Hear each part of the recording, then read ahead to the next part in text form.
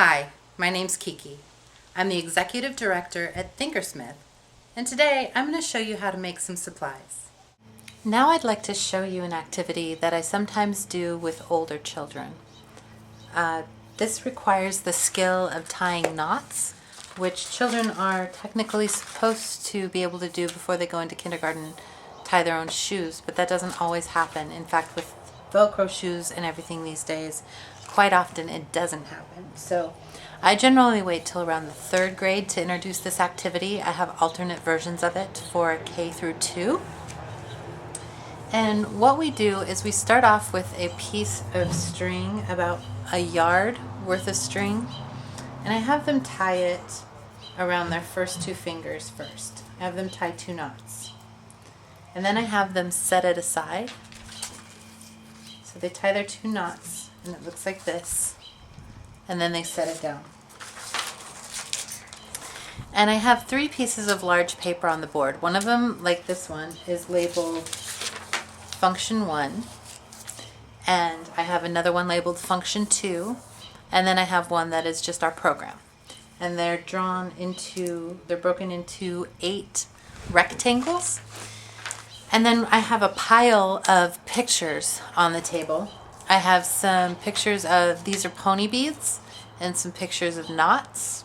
I have some pictures of hoops as well. There's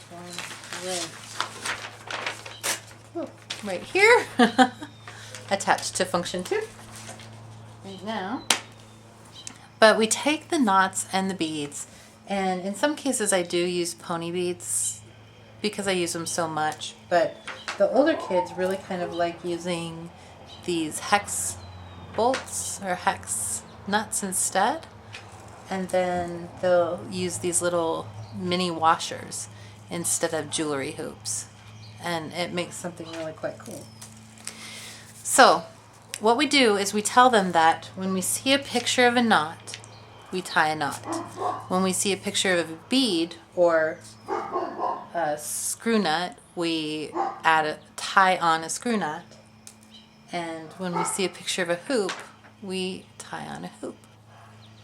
And then we work together and we make ourselves patterns. So I wanted to do one, for instance, that was a pattern: knot, knot, bead, knot, knot, bead, knot, knot, hoop, knot, knot, hoop, knot, knot, bead, knot, knot, bead.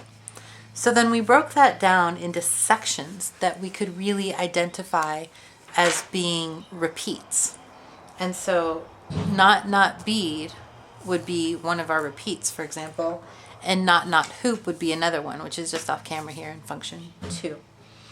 So we put Function 1 as knot, knot, bead. We put Function 2 as knot, knot, hoop. And then when we actually call the program, instead of having the pictures of knot, knot, bead to indicate that we're doing this, we simply call F1.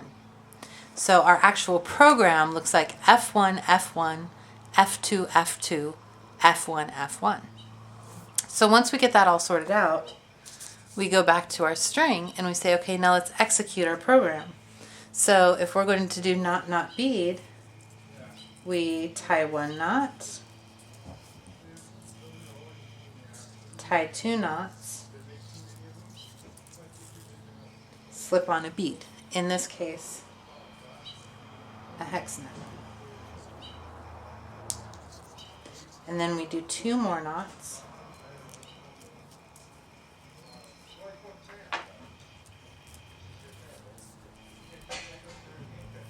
And another hex knot.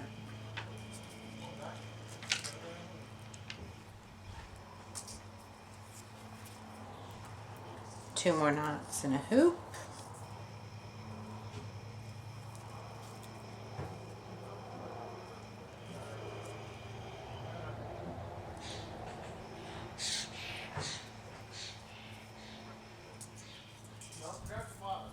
Two more knots.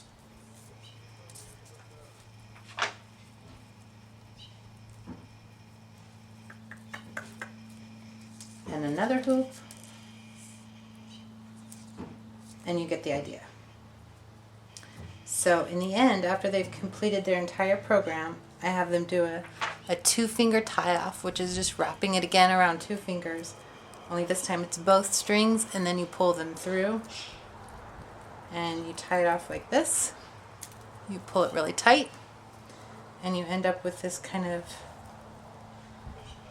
cool futuristic looking thing. I call it a keychain or a backpack tie, and I just slip this big loop through the zipper of their backpack and then pull the bottom of it through like this, and then they can have this dangling off of their backpack.